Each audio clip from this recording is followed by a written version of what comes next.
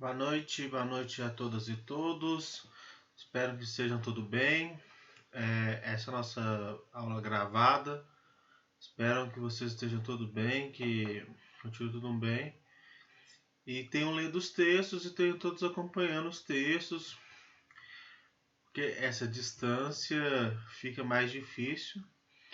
Na aula de hoje, assim, a intenção é discutir toda essa história de pesquisas, trabalhar um pouco a ideia do survey, a história do survey e também como essa metodologia dialoga com a ideia de ciência e a importância dela nessa ideia de ciência.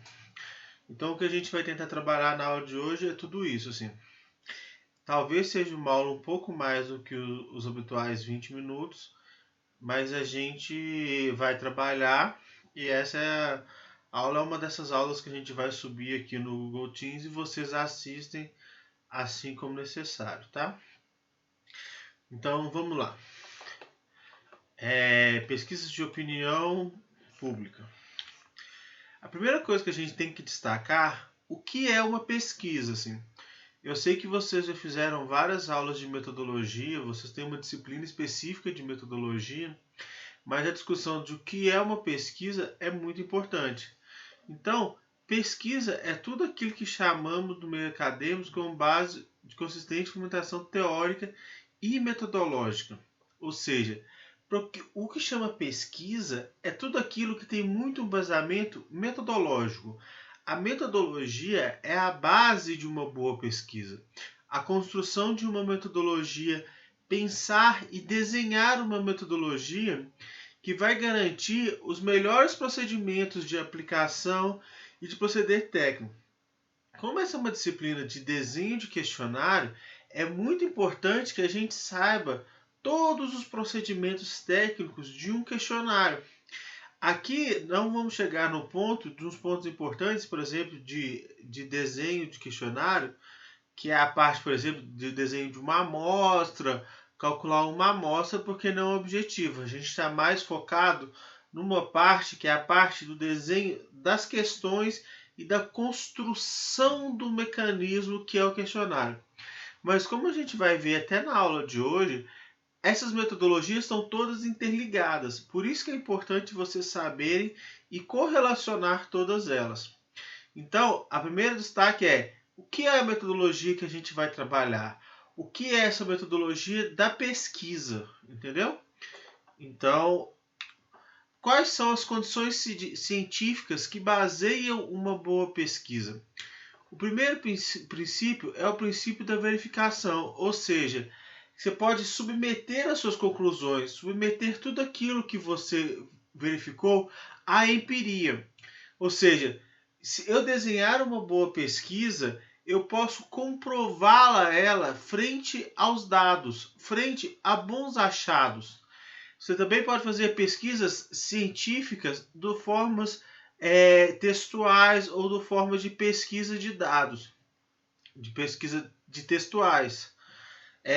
Que aí é um outro desenho de pesquisa, que são pesquisas de cunho qualitativo de revisão de texto. Mas essa revisão de texto, você, por exemplo, você tem os dados que são os textos originais. Então você consegue verificar na empiria, você consegue validar a sua pesquisa nos dados dos textos. Por exemplo, vocês devem conhecer pessoas ou ter amigos que fazem pesquisa de cunho textual. O segundo hipo é complexificação e explicação dos objetivos, ou seja, valer de todas as operações mentais, como formulação de uma hipótese, a construção de uma boa teoria. Para construir uma boa teoria, você tem que pensar e validar. Pensando sempre que um bom pesquisador, na maior parte das vezes, boas teorias não surgem, por exemplo, num sono ou quando você está tomando um banho.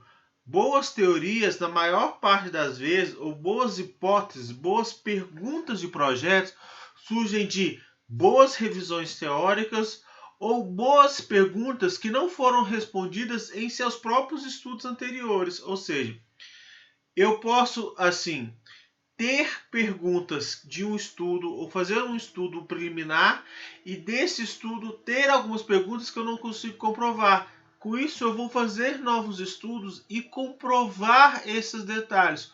Ou senão eu faço uma grande revisão de literatura e ao fazer essa grande revisão de literatura vão me surgir insights, dúvidas, que aí eu consigo formular novas perguntas, novas questões e com base dessas novas questões eu vou em busca de solucionar. Então, a explicação do meu objetivo, a construção de um bom objetivo passa por isso, você construir uma boa teoria. E uma das maiores discussões que eu tenho, inclusive com amigos ou inclusive na pós-graduação, é que revisão teórica é talvez um dos maiores desafios. Porque muitas das vezes o estudante, no meu caso, a gente fica muito vidrado no método. Nossa, qual método eu vou usar? Mas a gente esquece de fazer uma boa revisão teórica. A boa revisão teórica talvez é o primeiro passo importante para, inclusive, selecionar a melhor metodologia que você vai utilizar. E por último, que é a terceira condição para a gente decretar que uma pesquisa seja científica, é a não valorização de pressupostos éticos. Ou seja, você tem de ser ético na sua pesquisa. Você tem de comprovar e validar com base em preceitos éticos. A discussão é, você não vai fazer ciência, é um trabalho muito difícil. Então, se você, por ser muito difícil, vai preferir não fazer, isso é o errado. Ou porque vai falar assim, a ciência só comprova o que alguns cientistas já pensam. Alguma discussão que a gente já até teve aqui nessa disciplina. Por que só o pesquisador só corrobora aquilo que eles já pensam? Então, toda essa discussão é quando você não tem um preceito ético. Desculpa. Porque se você tem prescrições éticas, que você usa a metodologia, você preenche todo esse específico, você não tem a vocalização da percepção do pesquisador, mas sim alguma coisa que você consegue validar nos dados, você consegue comprovar. Então, uma pesquisa científica, ela é muito difícil. E, inclusive, atualmente, o que a gente mais vê é o descrédito da ciência, até por isso, até pela baixa compreensão do que é a ciência e o quão difícil é fazer ciência, principalmente no nosso caso, que são as ciências humanas, que muita gente desconsidera as ciências humanas. Ao final dessa aula, a gente vai voltar a essa discussão da importância e a dificuldade que é de fazer as ciências humanas. Mas vamos voltar então ao grande objetivo que é a disciplina dessa coisa, que são as pesquisas de survey. Por que pesquisa de survey é alguma coisa tão falada e tão questionada hoje em dia? Pesquisa de survey talvez seja a metodologia que as pessoas mais falem nas ciências sociais. Qualquer hora que você vai, as pessoas dizem, tal pesquisa, tanto percentual da população, os questionários sobre a população, mas ao mesmo tempo que ela é a mais popular, muitas das vezes ela é mais desacreditada. E muitas pessoas falam assim, eu não acredito em pesquisa de opinião pública. Pesquisa de opinião pública, na verdade, é a opinião que não traz a realidade. E por que isso? O primeiro, porque muitas pesquisas são mal feitas. Pesquisas mal feitas depõem contra todos os grandes pesquisadores que realizam pesquisas e fazem pesquisas mal feitas. Pesquisas bem feitas. E esse uso de pesquisas mal feitas, inclusive, prejudica a área. E essas pesquisas mal feitas, ela pode ser mal feita em vários sentidos. Ela pode ter uma amostra mal calculada, ela pode ter, a gente vai até ver isso daqui a pouco, ela pode não ser, ou acontece, ela pode inclusive ser uma metodologia que não é o necessário para a questão que você está necessitado para responder. Ou seja, você tem que discutir muito bem, até por isso são os critérios da ciência, qual pergunta eu quero responder. Depois que você tem essa boa revisão teórica, a construção de uma boa pergunta, que você vai selecionar a melhor metodologia para responder esta pergunta. Outra coisa é o uso errado da metodologia. Desculpa, aqui está rejeição, mas é metodologia. E, por último, a falta de padrões rígidos, ou seja, a sua amostra foi bem construída, a sua redação das questões, que é o objetivo dessa disciplina, foi bem feita, a construção do questionário, ao ordenamento do questionário, como esse questionário é bem feito, como o aplicador se portou, como a melhor forma de se aplicar o questionário, ou, que é o mais básico, que é, existe uma outra metodologia que melhor exemplifique e melhor signifique para essa pergunta que você tem? Então, tudo isso deve ser respondido, inclusive, para que não se rejeite essa metodologia e essa negação da metodologia da pesquisa de survey. Porque muitas pessoas acham que fazer uma pesquisa é muito fácil. Eu saio aqui na rua, pergunto umas 10 pessoas e tenho uma opinião. Mas não é tão simples assim. Fazer pesquisa de survey talvez é uma das coisas mais difíceis que se tem. Por exemplo, nessa disciplina que a gente está construindo um questionário, construir um questionário, fazer uma boa questão é uma coisa extremamente complexa. Porque uma questão mal construída, uma questão mal posicionada, você consegue mudar toda a junção e toda a interpretação de todo um questionário. Daqui uns dias a gente vai ter uma aula sobre posicionamento de questões, que vocês vão ver que eu vou trazer exemplos práticos, que questões que foram colocadas em lugares diferentes, a gente consegue resultados muito diferentes sobre o que você quer perguntar. Mas antes da gente chegar até lá, vamos fazer um breve histórico da pesquisa de survey e como ela assumiu toda a popularidade assim. A primeira coisa é sua semelhança com os censos. E eu aqui trago uma tabela de censo americano muito antiga, mas os censos guardam raízes até no Egito Antigo. Os egípcios já faziam recenseamento da sua população para saber da produção econômica, do tamanho da sua população, para saber qual o tamanho da sua população e como agir sobre isso. E o que é essas duas principais semelhanças sobre o censo e o que difere sobre o censo? A primeira coisa é que o percentual, você pega na pesquisa de survey um percentual menor do que toda a população. O censo é quando você mede toda a população, ou o objetivo é medir toda a população. Na pesquisa de survey, você pode mitigar isso selecionando públicos específicos, dependendo da sua pergunta, dependendo do que você quer responder. Ou se você quer responder para toda a população brasileira, você pergunta com um percentual menor da população para obter uma amostra da população. Então, essa é a primeira vinculação com o censo. E você vier a buscar dados objetivos e principalmente uma coisa que a gente vai ver na próxima coisa, principalmente dados de percepção.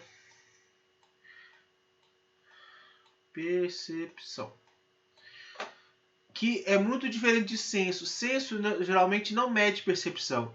Censo, no caso, a maior parte do censo é contagem. Ele conta quantas pessoas, conta a produtividade. No Brasil, por exemplo, a gente tem o censo de população, que é de 10 em 10 anos. Tem o censo rural, que acontece o censo rural, que você mede a quantidade de produção rural. Então, você tem o censo industrial. Então, são coisas diferentes que medem partes diferentes e geralmente é mais para contagem. Enquanto o survey, a gente consegue medir um pouco mais de percepção. Para o lado das ciências sociais e da ciência política, a gente tem aqui, talvez, os dois primeiras pessoas que usaram os censos de percepções, que todo mundo aqui conhece, que é o Weber e o Marx. Só que são duas experiências muito distintas. Assim. A gente vai até ver o Marx, inclusive, se vocês leram o capítulo, o Babi traz para a gente algumas das questões que o Marx aplicou, e a gente vai ver que as questões que o Marx aplica, elas têm uma dificuldade muito grande, pelo simples objetivo que é o seguinte: o Marx, no século XVIII, aplica um questionário muito difícil de ser interpretado pela população, e não tem nenhum critério. Ele simplesmente imprime 25 mil questionários e manda para os trabalhadores franceses. E segundo o BAB, você não tem nenhuma exemplificação de retorno da população francesa de respostas desse questionário. Por quê? Simplesmente talvez porque não entendeu, não sabia para que servia aquilo, ou simplesmente porque o questionário era muito difícil de ser respondido. Porque você tinha perguntas muito específicas, muito trabalhosas de ser respondido. Por isso que a teoria do Marx é considerada uma teoria muito mais teórica, que é uma teoria de revisão, de construção de mundo. Já o Weber, ele constrói a teoria da ética protestante do espírito capitalismo, onde ele compara católicos e protestantes para a construção da sua teoria e faz a construção histórica. A sua teoria é baseada na construção histórica, mas ele utiliza de alguns questionários para comprovar a sua teoria no nível individual e consegue assim comprovar a sua teoria no nível individual. Então, aqui a gente tem dois usos diferentes do questionário e como foram talvez as duas primeiras vezes que se usou a ideia de questionário e de survey nas ciências sociais.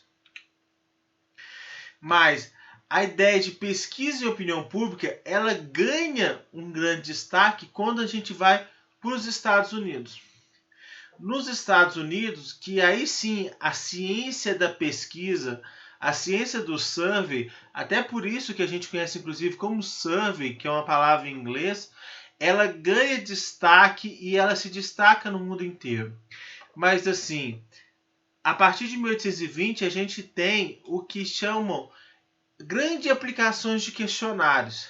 Você tinha muitos questionários sendo aplicados e você aplicava milhões de questionários e dali você elaborava algumas respostas. Ao contrário, eu tenho até que pegar um dado aqui, desculpa, já consultei, que em 1936 a gente tem um ponto de virada nessa ideia de aplicação de survey com o Gallup.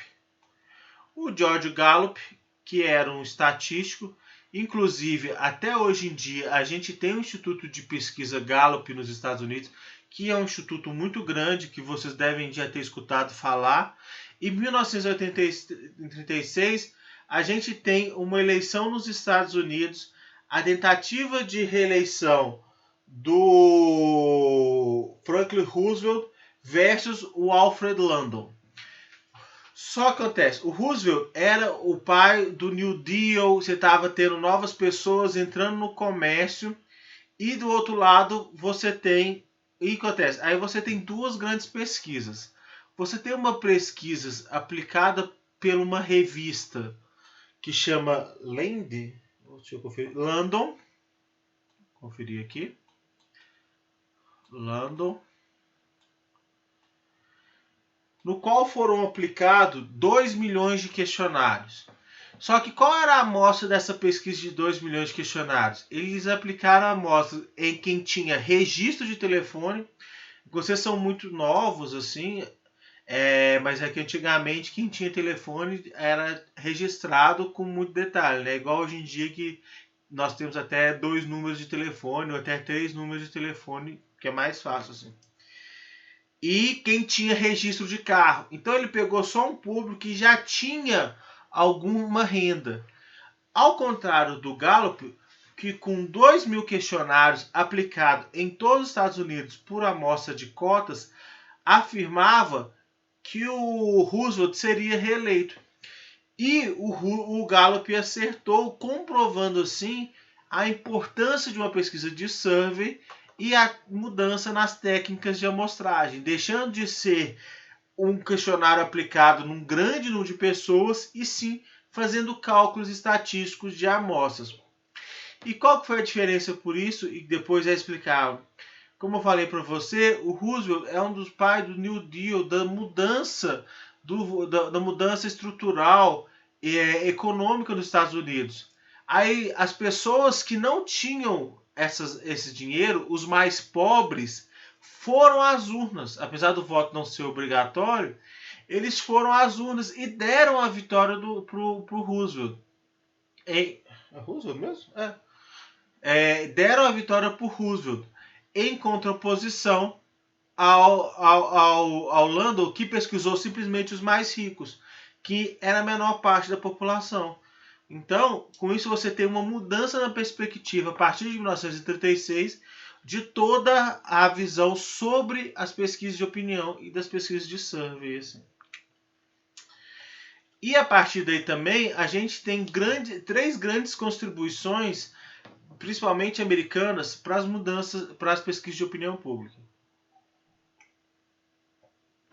A primeira é o US Bureau of Census, que é o censo americano, seria o IBGE deles, que tem um trabalho ininterrupto desde 1930.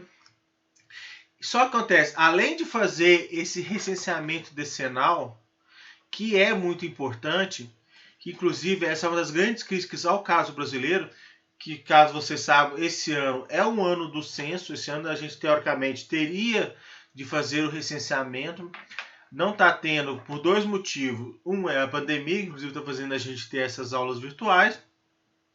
E dois é o corte de recursos do IBGE.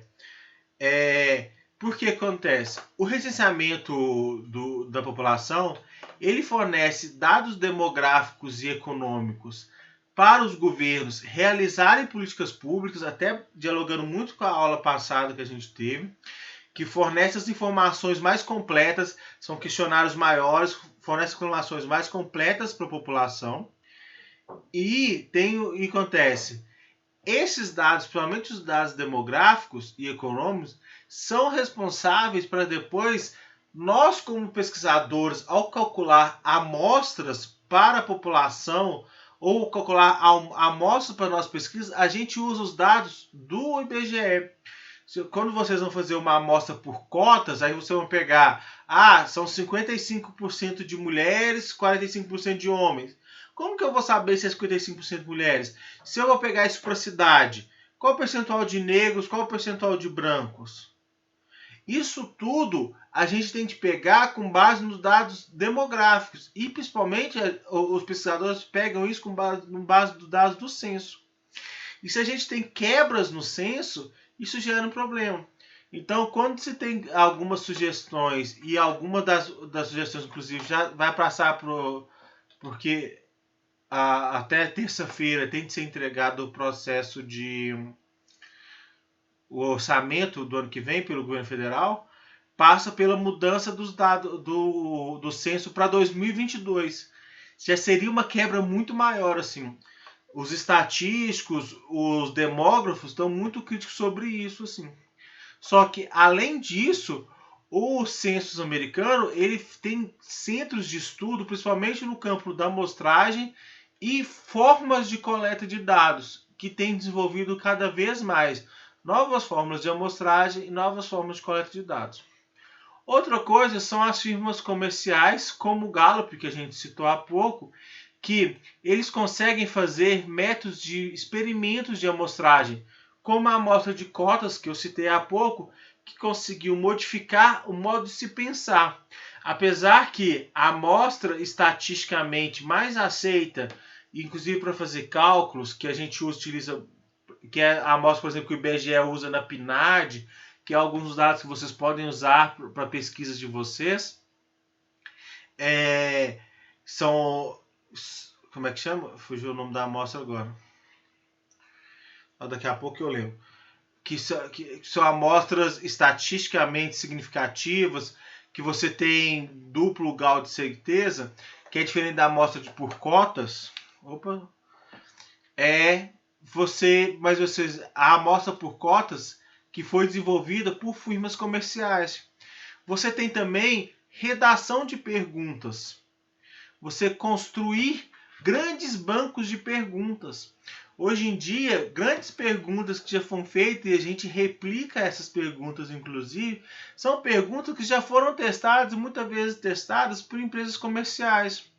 E, ao mesmo tempo, formas de coleta de dados. Por exemplo, Hoje em dia, a maior parte das coletas de dados já se usam aplicativos que são desenvolvidos e principalmente depois os governos aplicam, são formas de coleta de dados virtuais ou coleta de formas de dados por meio de aplicativos para celular ou aplicativos específicos. E tem mais uma coisa que eu não escrevi aqui, que são que essas empresas comerciais muitas das vezes patrocinam pesquisadores de universidades para fazer cálculo.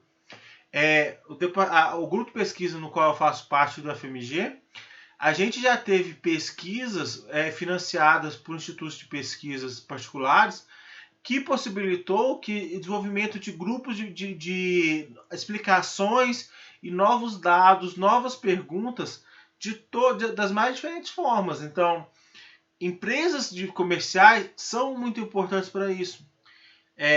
O Felipe Nunes, eu até estava lendo uma reportagem recente, ele acaba de receber um recurso do Facebook para fazer uma grande pesquisa sobre partidarismo e acontece.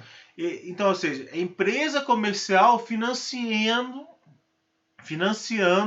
o desenvolvimento das pesquisas nas faculdades. Então, tipo, é importante, inclusive, o desenvolvimento via as firmas comerciais. E, por último, são os aprimoramentos feitos pelas próprias universidades. Para isso, eu gostaria muito de destacar o Paul Lazarsfeld, que esse livro que eu coloco para vocês aqui é talvez um dos maiores clássicos da literatura de comportamento político americano, que todos, no meu caso, por exemplo, que estudo comportamento político, ou vocês, caso alguma vez queiram estudar comportamento político, vocês vão se tocar com o People's Choice, no qual o Paul Lazarsfeld trabalha com essa premissa. O voto é um processo e não um evento circular. Então, o voto ele tem toda uma fase de discussão e um processo de construção para isso. Para isso, o Paul Lazarsfeld ele foi desenvolvendo técnicas e cada vez mais aprimorando-se na ideia de construção de survey e de como utilizar o survey. A primeira coisa, o Paul Lazarsfeld utiliza o estudo de painéis. Eu não sei se você sabe, mas estudo de painel é o seguinte. Estudo de painel, você vai visitar a mesma pessoa durante várias vezes, durante vários anos. Então é o seguinte, o pesquisador vem aqui em casa, eu comecei a votar em eleição em 2002, foi minha primeira eleição. Então, em 2002 ele teria me visitado, em 2004 ele teria me visitado, mesmo se eu tivesse mudado de cidade, ele tem que manter o registro da mesma pessoa, para buscar ter o maior contato com a pessoa, e com isso ele vai mantendo, e ele consegue perceber as mudanças que eu vou tendo, ou seja, se em 2002 eu votei em uma pessoa, em 2004 eu votei em outra, e acontece, como no caso americano, eles pegam muito isso por partido, mais do que em pessoa, né? Então, assim, se em 2002, no caso, eu teria votado democratas, em 2006 votei democratas de novo, depois votei democratas, meus pais votam democratas, então você tem a construção de uma ideia. Então, essa que é a ideia do Lazarsfeld, e ele foi construindo isso por via de painéis. Ele foi visitando o mesmo eleitor várias vezes.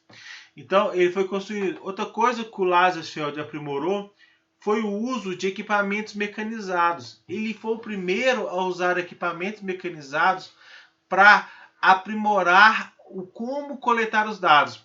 Antes a gente coletava os dados, que hoje, igual eu estava falando para vocês, utilizamos computador, já usamos o celular. Antes, o velho e bom papel, ele aprimorou aquela ideia de furar o papel e depois você coloca isso numa máquina e uma máquina lia o seu questionário do jeito que facilitava a sua visão sobre e como isso era processado. E ao mesmo tempo, isso depois ele foi o primeiro a desenvolver e a usar os computadores para fazer a análise dos dados. E, inclusive, não dependendo mais só de fazer cálculo um por um. Inclusive, você vai usando cada vez mais e dando mais robustez. Hoje em dia, a gente tem milhões de aplicativos. A gente faz isso tudo com um maior número de variáveis. Mas tem que pensar que o Lazarsfeld começou isso em 1930.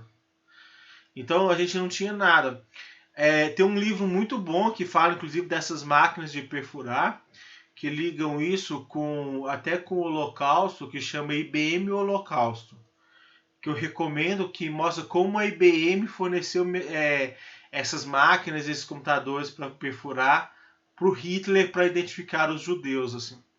Mas ensina e tem fotos dessas máquinas de perfurar. Então, caso fique aí, fica a dica para vocês. E outra coisa que o Lazarsfeld fez foi a criação do Burrell Appellate of Research na Universidade de Columbia. Até essa escola que tem o People's Choice, que chama Universidade de Columbia ou Escola Sociológica do Voto, que é a escola do Lazarsfeld, que é a escola de Columbia, onde você tem um centro permanente que sempre vai estar lá para desenvolver ideias e aprimorar a metodologia de survey. Então, o Lazarsfeld, ele é um divisor de águas na metodologia de survey, assim. Então, até por isso, a ciência americana é muito baseada em survey, até por causa do Lazarsfeld. Dito isto, a gente tem que fazer uma distinção importante, que é uma distinção entre pesquisas, enquetes e estudos eleitorais. Como eu disse para vocês, até baseando o Lazarsfeld, os estudos eleitorais foram extremamente essenciais para o desenvolvimento da metodologia de survey. Na aula passada, a gente até trabalhou muito como a ideia do survey e as pesquisas de opinião podem ser usadas muito para a gestão pública. Assim. Mas só para trabalhar, como eu trabalho nessa faixa histórica, as pesquisas eleitorais, elas basearam muito e elas são extremamente relevantes para a construção de toda essa ideia de pesquisas eleitorais e construção de survey. Então, por isso, eu vou usar esses 3 exemplos, mas depois desses estudos eleitorais a gente pode aprofundar até para outras áreas. A primeira coisa é que o que é uma pesquisa, como a gente estava falando, pesquisa, quando a gente fala o termo científico, de seguir o trabalho, que é aquele que é metodologicamente orientado, do que não é metodologicamente orientado, que é como a gente discutiu no primeiro slide. Mas acontece, o que a gente mais vê por aí são discussões sobre isso. Eu trago aqui uma reportagem, ou seja, paredão do BBB bate recorde de votação de 416 milhões de votos. Depois teve até um paredão, se eu não me engano, maior na eleição desse ano, que teve 1 bilhão de votos. Ou seja, a população do Brasil sequer tem esse tamanho. Assim. Então isso mostra que assim, isso não é uma pesquisa científica. Não pode ser comprovado como científico. Então essa é a grande discussão. Então como que a gente vai diferenciar tudo aquilo que é pesquisa, do que é enquete, do que são estudos eleitorais, e o que comprova sobre isso, assim. Aqui eu até trago um pouco mais até dessa revisão teórica do americano, que, ou seja, o termo que nos Estados Unidos tem 2 termos, tá, gente? Tem o termo research e o termo survey. O termo research tem o segundo amplo termo mais pesquisa presente no Brasil, e significa pesquisa, busca, indagação e investigação de qualquer natureza. Mas o termo específico survey é utilizado no sentido de técnica, exame, levantamento e laudo. Esse termo passou a ser empregado nos estudos de pesquisa na área acadêmica para utilizar pesquisas quantitativas, de opinião pública feita com base com critérios estatísticos e posicionamentos metodologicamente adequados. Então, nos Estados Unidos tem a diferença de research e survey, mas por causa principalmente dos usos de metodologia e por causa dos usos em institutos de pesquisas, survey é a palavra mais usada. O termo survey, então, foi sendo crescentemente utilizado para diferenciar o levantamento de dados cuidadosamente de técnicas utilizadas. Nos Estados Unidos, INPUL, que é outro tipo de termo para pesquisa, relativo à opinião pública, ao questionamento sobre determinados termos junto à população e aos testes de opinião pública. O termo pool tem significado similar ao termo enquete, ou seja, é aquilo que você aplica sem necessariamente esse rigor metodológico necessário. Outro motivo relevante para a utilização de termos diferentes. E cada vez mais os termos do survey são mais usados principalmente em termos de marketing. Você tem, por exemplo, market research, no sentido de uma pesquisa que é realizada no mercado de consumidor sobre o mercado de produtos e os agentes, no sentido e sobre venda de produtos. Mas acho que esse slide aqui fica melhor para a gente ver a diferença de cada um. Assim. Então, enquete é como chamamos todo tipo de coleta de informação feita sem observação de critérios metodológicos e técnicas abordagens. Então, enquete é aquilo que, por exemplo, você aplica no seu Instagram, quando você tem lá aquelas perguntas de sim ou não, verdade ou errado, que tem no seu Instagram, uma pergunta do Facebook, do Big Brother, ou que aqui vem inclusive uma discussão muito importante, que, por exemplo, o senador Jorge Cajuru, de Goiás, falou que todas as suas decisões políticas ele vai tomar com base em enquetes em seu Facebook. Assim. Ele está tomando, por exemplo, ele vai tomar uma decisão sobre votação, ele coloca no seu Facebook. Você acha que o senador Cajuru deve votar nessa proposição, sim ou não? Ou seja, a favor ou contra tal proposição. E com base nisso ele toma sua decisão. Ou seja, isso é extremamente perigoso, porque você não tem critério metodológico nenhum. Você não tem uma técnica adequada de aferição. Inclusive, desde que a gente discutiu isso lá na primeira aula, na discussão sobre o que é opinião pública e como mensurar a opinião pública, e qual a diferença, inclusive, dos termos opinião e pública, e como é difícil criar isso, é muito difícil, provavelmente, se a gente não se baseia em termos que têm metodologia muito técnica. Ao passo que pesquisa são termos eleitorais utilizados em sentido restrito em referência à experiência dos institutos de pesquisa. Então, pesquisa, no caso brasileiro, a gente caracterizou como pesquisas eleitorais, pesquisa principal, nesse caso aqui, pesquisa do Instituto de Pesquisa. Então, são as pesquisas de voto, são as pesquisas que saem, e elas têm rigor acadêmico, elas têm rigor metodológico, elas têm metodologia, inclusive você tem de registrar no TSE toda essa metodologia, mas elas não são estudos, basicamente estudos acadêmicos. Que aí, os estudos acadêmicos são as pesquisas que a gente coloca como estudos eleitorais. Que é, por exemplo, o que o meu instituto, ou que o meu grupo de pesquisa faz. Vocês podem ter, inclusive, se consultar, que um dos sites que eu vou colocar para vocês consultarem, que é o CESOP, que é o Centro Estudo Pós-Eleitoral de Campinas, que tem um grande estudo que ele é feito de 4 em 4 anos pós as eleições presidenciais, que lá tem várias questões. Então, esses são os estudos eleitorais. Espero que tenha ficado claro dessa discussão sobre o que é cada um nas pesquisas eleitorais. E para finalizar, metodologia de survey, então, é relevante? Elas são científicas? Elas são cientificamente orientadas? Elas são importantes? Para isso, isso aqui eu estou tirando até diretamente do livro do Babi, do texto que vocês leram, para ficar bem claro e eu frisar bastante sobre isso. As pesquisas de survey, elas nos possibilitam várias coisas e várias mudanças no pensamento. Primeira coisa, elas, quando possibilitam testar proposições complexas e diversas variáveis e interações simultâneas. Inclusive, testar qual a correlação entre a sua variável independente e dependente, inclusive também das suas variáveis intervenientes, construindo assim as mais diferentes modelos.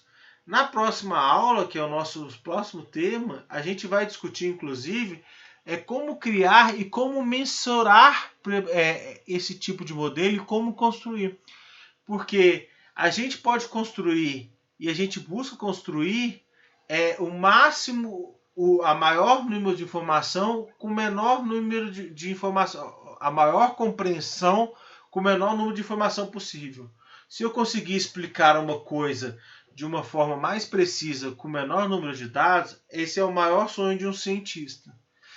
E o survey nos possibilita isso, já que ele consegue, e se um survey bem feito, testar diferentes formas. Só que você só vai conseguir testar isso depois do laboratório se você tiver uma